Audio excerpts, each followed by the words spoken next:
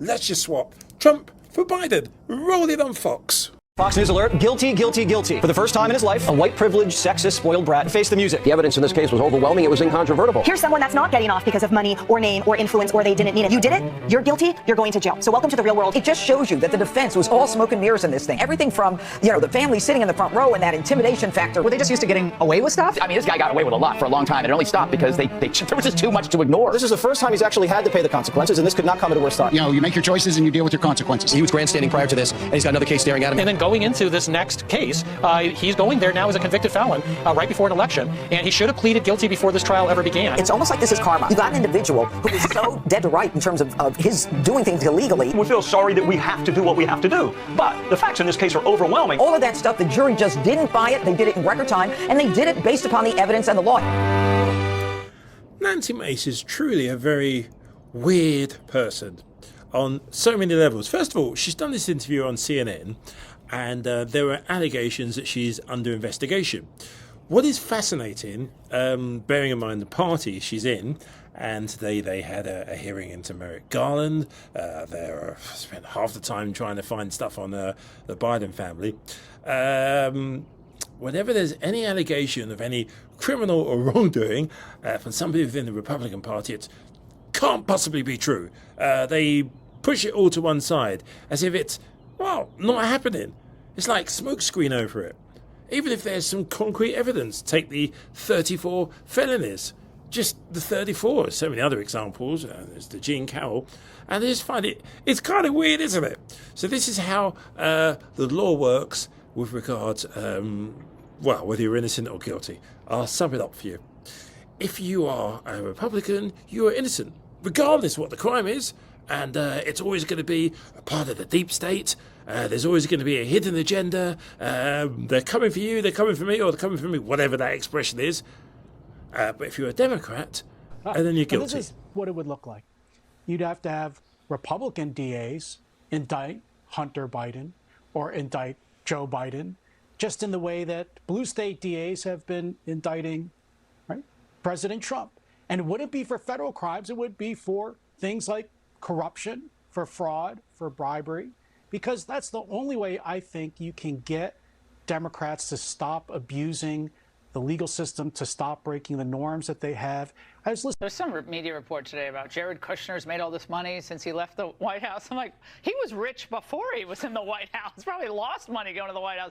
But media report today about Jared Kushner's made all this money since he left the White House. I'm like, he was rich before he was in the White House. Probably lost money going to the White House. But no one has been able to answer this question. It's a simple question. How did the Bidens get so rich? Congressman, Senator, how did they get so rich? Well, because they did something that's become all too common in this town, which is they traded political favors for money. Nobody would pay Joe Biden or Hunter Biden a lot of money unless it's for political access. And the contrast, Laura, to the Trump family, which came into the White House as billionaires, and they're trying to destroy them, is such a good piece of evidence that we have a good public servant in Donald Trump, and we ought to get him back there.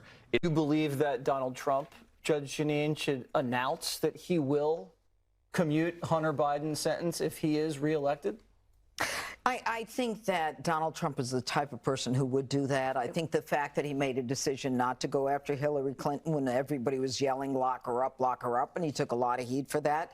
He said, I want to look forward, and for all those people who are looking to criticize him, and say he's going to be Hitler, this guy has proven that he has more capacity to forgive than the Democrats. How does that work? Do you want a dance party or do you want to go live in your parents' basement? Finesse the language, but home ownership, the American dream, that's what these young people want more than a free beer. And I got to tell you, if they become the majority, we're in trouble. I mean, do you want people whose motto is, and they took this right out of the 50s and 60s, battle by day, love at night, which needs birth control and dental dams and food. Remember Not innocent until proved guilty, but guilty. Guilty by association, in Hunter Biden's case, the whole of the Biden family. Because, this is the funniest thing is, this is how crazy the scenario is. Whatever Hunter Biden has done is President Biden's fault, and President Biden is guilty. And President Biden is also guilty of being a dad. How dare we show any level of empathy? But when it comes to one Donald Shitsy Pansy, he's innocent, by the way. And right now, Don Trump Jr. is very innocent. Eric Trump, the same person who, by the way, is not allowed to have anything to do with children's charities in New York because Eric Trump is actually found guilty of taking money from children with cancer. Very weird, isn't it? But in their world, they're extremely innocent.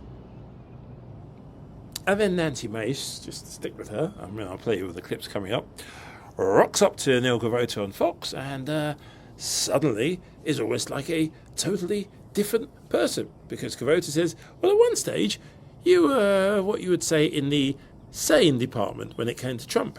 Trump didn't like you. But of course, if Trump there says anything like, oh, left the door open, left the window open, or something like that, they get really paranoid and suddenly they go full on MAGA. That's Nancy Mace for you. I've tried to sum it up. Maybe you can sum Nancy Mace up in one word. Please, comment section's all yours. There was I'm sure you've seen a New York Times report or discussion talking about records that were reviewed that suggest that there is, that you own a townhouse in Washington. The records that were reviewed seem to suggest that you repaid $23,000+ in lodging costs. That includes expenses for insurance and taxes and also month's bills for the townhouse. There is a discussion whether an ethics probe is warranted based on the repayment or reimbursement of those fees that would be tied to home ownership. What can you tell us about this investigation? Are you presently the subject of one? I haven't heard anything about it so far. Again, I've been focused on my race, but I will tell you, I follow all the ethics rules and all of our ethics guidelines. I'm one of about 300 members of Congress that rely on lodging per diem to help us live in D.C. to do our jobs. And then the second thing is, this was a last-minute Hail Mary hit job done the weekend before our primary on Tuesday, and it was very clear the voters saw it for what it was and decided it wasn't truthful, and that I follow all the ethics rules, and they voted overwhelmingly, despite all of the lies, despite all of the negative ads, and voted overwhelmingly in favor of us. We won by 30 points last night. That so much you is would clear. Be open to having and being very open with the investigation if there absolutely. is one? There's no reason not to, absolutely. And this is the first time, up until last year, members of Congress didn't get a per diem for travel expenses to Washington, D.C. So if there's confusion, let's clear it up, because there are hundreds of members that either rent places up here or own property up here and live in it, that sort of thing. I'm sure everyone would welcome that. Well, I'll certainly hold you to your word about making sure that you're open and accountable to the people, and of course abide the same standards of Congress as well. Congressman Shahasny, following all of that, the vote is in, and again, the House is holding the Attorney General of the United States in contempt for not answering and or providing these tapes. Congresswoman Nancy Mace joins us now in South Carolina. She survived what was a two-pronged attack on her hold of that Republican nod in South Carolina, fended off two challengers quite easily in the end. But Congressman, I first want to get your take on this and this matter, and you voted for it, and I'm wondering where you think it stands now. For what are we talking about, Neil? On this move to hold no, that's okay, to hold the Attorney General in contempt. I did vote for holding him in contempt in the Oversight Committee. I did not vote today. I was traveling back from Charleston, South Carolina after our historic win last night, where we were outspent 3-1. And so but if you had on a this chance particular on this, issue, if you had a chance, I would have voted to hold him in contempt. Got it. And why would that be? Absolutely would have. Well, because we want to make sure that people are held accountable for their inactions or actions and the things that they say before Congress. And I think it's really important for the American people to know the truth about Merrick Garland and our investigations, everything that we've done throughout Congress. There's a lot at stake in November, and it's very important for the American people to know the truth. Let me talk about your win last night, because it surprised me, because there's no runoff. It was one thing just if you could get the most votes, but would you get over 50%? You managed to fend off, a Kevin McCarthy-led effort to primary you out of your job. What happened? Well, Kevin McCarthy spent $7 million against us in our primary. It ended up being the most expensive primary in South Carolina history last night, and I won by a larger margin than I've won any race in my life. We won by 30 points last night, and what I heard resoundingly is that D.C. is out of touch with hardworking Americans. D.C. is out of touch with South Carolinians, and the people had their voices heard, and it was a tough-fought race. I ended up being my own campaign manager, Neil, and worked really hard to assemble a team that would pull out a major win last night. We tracked it every day, and I'm really proud of our team. I'm proud of South Carolina, and I don't know anyone in Washington anything. I don't work for Washington. I don't work for the establishment. I work for the people of South Carolina who elected me. You know, it's one thing to face one challenger. There was one in particular that, you know, Kevin McCarthy was pushing, but to face two and come out of it without a runoff. You know, you seem well positioned before the general election in about 5 months and all, but it was a close call. Were you worried that it could be a close call? Well, no, not at all. We knew for a long time that we were up between 20 and 25 points consistently over the last 2 to 3 months. We ended up winning by 30, a larger margin than we even had our internal data. But listen, I work very hard, Neil. I take tough interviews. I make tough votes. I make tough decisions. I work on policy. I work really hard to deliver results for South Carolina. And that's what people saw. They saw through all the senseless noise, all the negative attacks, the lies, and they went with the truth. And they went with someone who works really hard for the people of South Carolina. And it was a resounding win. It was astonishing. I didn't sleep last night. I was super excited about how big our win was. You know, Kevin McCarthy, of course, being behind a lot of this, obviously it was payback, or many argued it looked like payback for your vote against him as Speaker. Do you have any regrets about how all of that was handled, and then whether you were out to get him when it didn't look like you would get him? He was surprised. He's angry now. He's bitter now. There's a whole wave of people in leadership who feel that you cursed it. What do you say? I want to say that there's room in the party for everybody. There's room in the party for me. There's room in the party for MAGA. There's room in the party for moderates, conservatives, right of center, centrists, libertarians, you name it. There's room for all of us. And what I want to focus on now is November and bringing everybody together. I'm not interested in continuing a revenge tour against anyone. I had some of my colleagues endorse my opponent in this race. That happens from time to time. I'm interested about bringing people together. I would like to see us win the White House. I would like to see us get a larger majority in the U.S. House, and I would like to see us flip the Senate. And that's going to take a lot of work, talking about policies like immigration, talking about inflation, talking about women's issues, Neil, as I've been on this program a number of times, so that we can win over hearts and minds of independent voters, of suburban moms and suburban women, and win big in November and try to put our money where our mouth is and deliver on the promises we make during our campaign. That's what this is about, is working hard for the American people. And it certainly resonated with voters in your state, Congresswoman, but I did have a chance to catch up Speaker Paul Ryan, who was in that job for a good 4 years, when most of that during a time when Donald Trump was president. And he worries about the message that you and others sent when you went after Kevin McCarthy at that time. And so I knew that he had said that. I wanted to give you an opportunity to respond to what he said about you. This is from Speaker Ryan yesterday.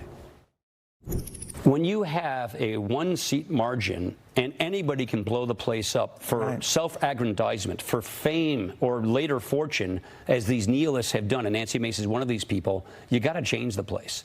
And that means you want more legislators. Would you support what he's doing now? I do support getting out of the primaries legislators who are going to Washington, going to Congress to legislate, to join a team. And what Kevin, I assume, is doing here is making sure that we get legislators in these seats, because the people who voted to oust him, he didn't deserve it. There was no reason to. They did it for fame. All right. He seems to support what Kevin McCarthy was trying to pull off with you. It didn't work. He called you a nihilist, which is not a good thing, that you're worth nothing. But anyway, I've been called worse, I'm sure, Neil. What did you think? I've been called worse, I'm sure.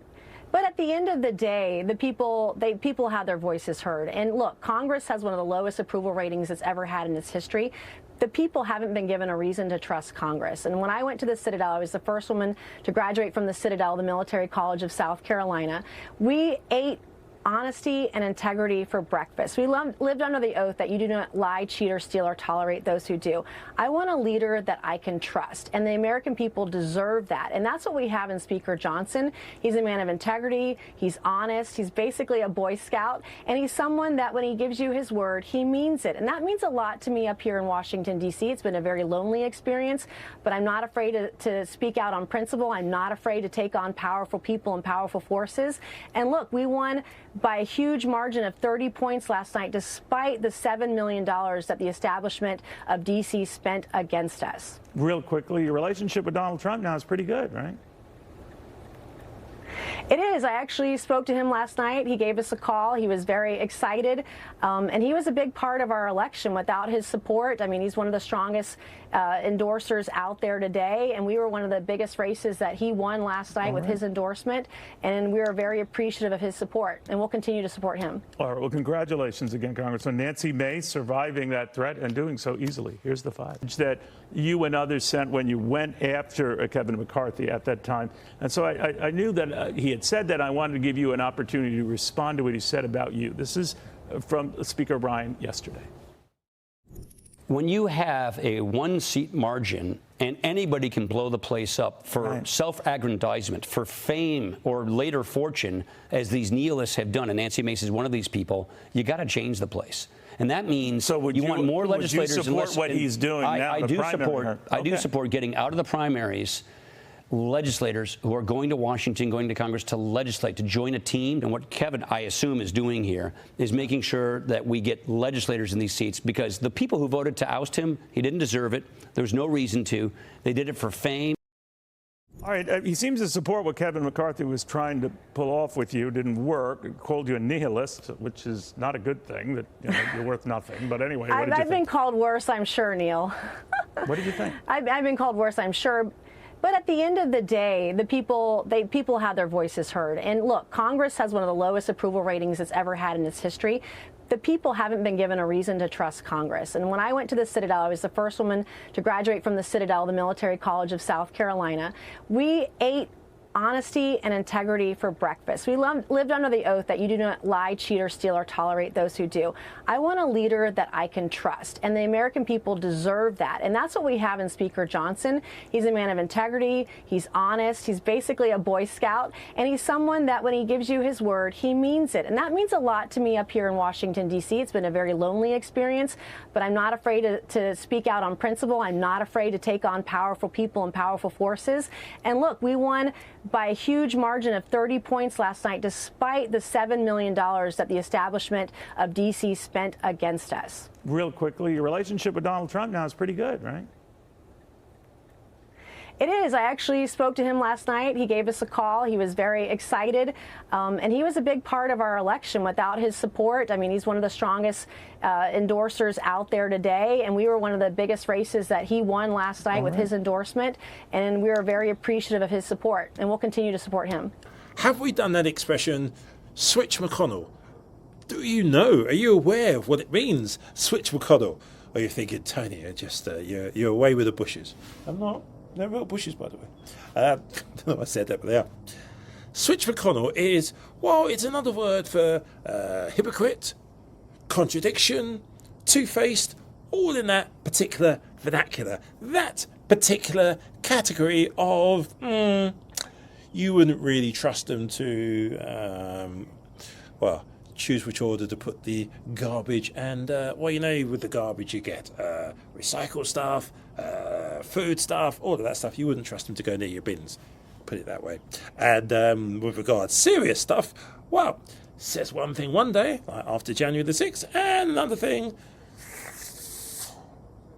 as June 2024 starts. Because you never guess where Rich McConnell is now. Here's somebody clinging to power. Anything to impress Trump. We continue the How sad. Tomorrow you're going to the NRSC. First time. You haven't spoken to Trump since December 2020, from what we understand. Do you plan to confront any of the bad blood between the two of you, or any of the issues you had, including over January 6th? You know, I said 3 years ago, right after the Capitol was attacked, that I would support our nominee, regardless of who it was, including him. I've said earlier this year, I support him. He's earned the nomination by the voters all across the country. And of course, I'll be at the meeting tomorrow. Leader McConnell. President Trump is practically and morally responsible for provoking the events of the day. President Trump is still liable for everything he did while he was in office as an ordinary citizen. Unless the statute of limitations is run, still liable for everything he did while he was in office. Didn't get away with anything yet. We have a criminal justice system in this country. We have civil litigation. And former presidents are not immune from being accountable by either one.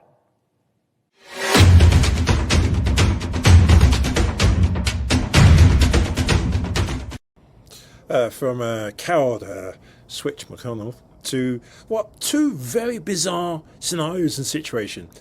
Andy Biggs, who I don't actually understand as well, by the way, how the minute they become representatives, it's almost like they forget what the prime job, I mean, if I got it wrong, somebody say something, but I always thought whenever a politician has knocked at my door, their prime job is to talk about the basics. Sorry to roll through the list. Housing, health, jobs, money, finance, that sort of thing.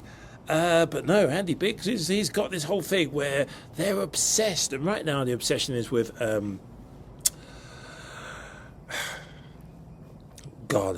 Merrick Garland. How holding him in contempt, etc. I have no idea really what it is. There's nothing there, but it's taken up time. Quite how that is solving any particular problems that you may want solving in your neighbourhood if you have a Republican politician who's literally obsessed with this nonsense. I don't know, but I mean, Andy Biggs probably thinks it's an election winner for him. And then Trump's spokesperson, who is just away with the fairies, just on a different planet. They do not live on planet Earth. They could be from Uranus. Bad joke, but you know what I mean? It's just like bungalow, you could call them. You know what a bungalow is? Lights on, nothing going on upstairs.